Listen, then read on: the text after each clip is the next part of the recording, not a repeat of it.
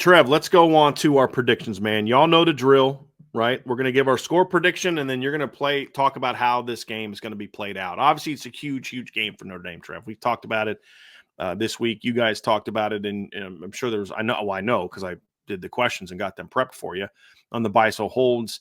We talked about it on Tuesday night a little bit. I talked about it on Monday. We talked about it today. It's a huge game for Notre Dame. So now we've broken it down and we've talked about the matchups and the keys. How do you see this game playing out, Trev? So give me your score prediction and tell me how you see how the game will get to that point in your prediction. Yeah, I have Notre Dame winning 34-10. So how I think the game is going to break down, I think that Notre Dame is going to jump out to a 10-0 early lead. And Notre Dame has played games before in the past where you get a 10-0 lead, and the opponents that you're playing just don't really have the capacity and the depth and the skill to come back on you. And I don't think they're going to take their foot off the gas by any means, but I think they will get a little bit complacent. I think USC is going to break off a big play and make it 10-7. I think Notre Dame goes into halftime with a 17-7 lead, and they have kind of that come to Jesus moment at halftime. And then the second half, they really shut it down. I do. That's how I have the final score being 34-10. I have Notre Dame's offense scoring 17 points in back-to-back halves, and I have Notre Dame's defense holding them to 3 in the second half. So if the game goes how you think it's going to go, Trev, who gets your game ball from the Notre Dame offense? On offense, for me, it's going to be Riley Leonard. These are the games where you rely on whoever's under center for you to make plays. Jeremiah Love and Jadarian Price have the capacity to have another big game. I like bringing up the tight ends in the run game. We didn't really talk about Notre Dame's receivers much today, but based on what USC secondary has done and is kind of made up with, I think Notre Dame's receivers could go out and make plays on these guys. And the key to all of that is Riley Leonard being able to play well in the run game and the pass game and making good decisions. So I think this will be one of the games where, again, I don't know if the stat sheet's going to necessarily reflect how dominant he was in this game, but I think it's going to be one of those where if you watch the game, number 13 was balling. Defensively, who gets your game ball? Xavier Watts. I think this is a game where Xavier Watts, I'm not going to say has a repeat of what he did last year because that's a pretty tall ask of any player, but this is Notre Dame's last regular season game. This is Xavier Watts' last regular season game in a Notre Dame uniform, as sad as that is to say. And I know he remembers what happens the last time he played at LA Memorial Coliseum.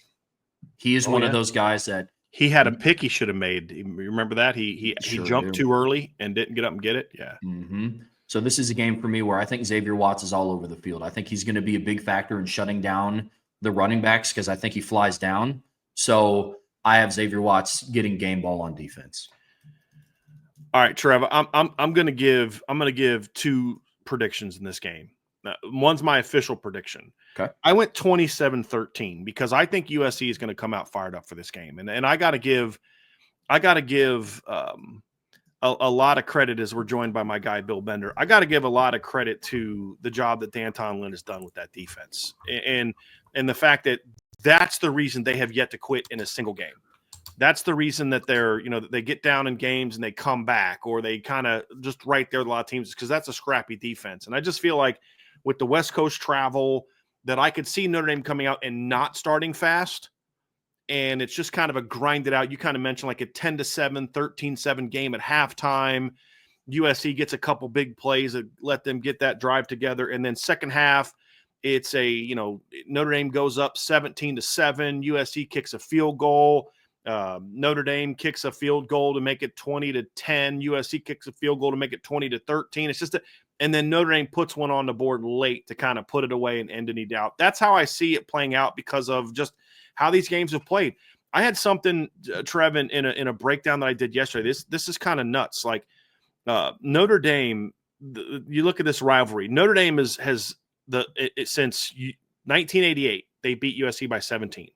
From then until now, they've only had one other game where they beat USC by double digits. That was in 2000. The only times that Notre Dame has beat USC by more than 20 in LA was 1966 championship, 1953, 1949, 1947, and 1930. So you're going to notice something in a lot of those years that I just kind of brought up, Trev, and that is a lot of those years where Notre Dame won a national championship with like all-time great type of teams, right? I mean, 1966, that was Era's first title. And that defense gave up, I think, 38 points all year. 1953 was not a great year for Notre Dame. 1949, national championship, 10-0 team. That was the last of those great Leahy teams that won championships. 1947 was another undefeated season, was part of a 4-year unbeaten streak for Notre Dame. And then 1930, which happened to be Knute Rockne's last season, and was also a national championship season for Notre Dame. They went 10-0 because Knute Rockne went 17-0 his last 2 years. So this isn't a place you go out and just beat them by 20 more points very often, right? Last time they beat them by more than 20 points was 1966, 12 years before I was born. So I just have a hard time predicting a blowout. However, if Notre Dame starts fast in this game and they establish a run game early, I do think this game could get out of hand really fast. I think it could be a 41-14 type of game. So if I'm wrong and Notre Dame does start fast, that's where I think USC just catches what everybody else has caught the last 2 months. I just think there's going to be enough sloppiness and hard play from both teams, and I think it's going to be more competitive than some people think. And that's where I got to my prediction. My offensive player of the game, I think it's going to be a Mitchell Evans day. I'm going Mitchell Evans on offense and defensively. Because Xavier Watts did what he did to them last year, they're going to avoid him, and that's going to be phenomenal news for Christian Gray. That is because I think he's going to have a big game, pick a pass off, maybe 2, have some big stops against the perimeter screens, break up a ball or 2. I think Christian Gray is going to have a big impact in this game.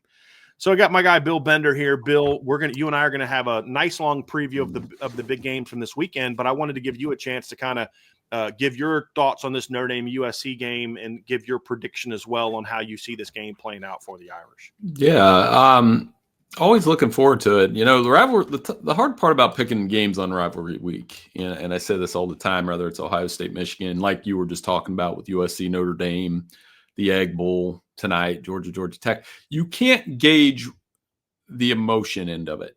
You could say, hey, Georgia on paper should beat Georgia Tech by 3 touchdowns tonight, but you just don't know which Georgia Tech's team shows up.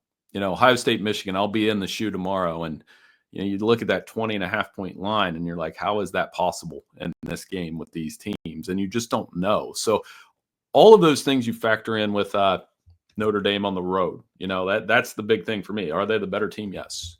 Could their running game dominate this game in defense? And Xavier Watts, who's being undervalued on some of these postseason player lists, not mine, but some other ones. You know, you got a fantastic player there. Jeremiah Love's emerging as a star. I think he's a difference maker in this game. 8.8 yards per carry in his last 4 games. I got Notre Dame 31-20. I think they cover. I don't think it's a full-fledged blowout. I do like this freshman quarterback for USC and the decision-making. One potential distraction for USC that's going to be a distraction until the Bears hire a coach is we're going to lazily link Caleb Williams to Lincoln Riley at all cost. He'll get asked that question tomorrow. No question. So I like Notre Dame, the focus. I think they win the game, punch their first-round home game ticket in the process. Pretty sure they'll get a first-round home game. And, you know, we'll get into it a little bit more here as we go. But, I mean, can't tell me they don't look like one of the top 5 best teams in the country. Double-digit win, I think, cements that too, guys, because USC's 5 losses were by a combined 19 points.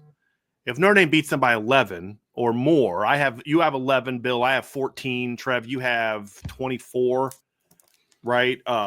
Those are all of those cement Notre Dame as not only a playoff team but a home team in the playoff. I think a win, period, cements that. But the more convincing the win, the better chance there is that they maybe leap Penn State, because I do think the committee is waiting to see how Notre Dame plays this game. How do they play this game? Is it kind of a really hard-fought battle just like Penn State had? If that's the case, then you're going to see Notre Dame and Penn State kind of stay where they are. If Notre Dame just comes out and just whoops you, even if it's only by 14, 17 points, where they're just clearly the better team, then that's where I think you can see them leap. So that's going to be that.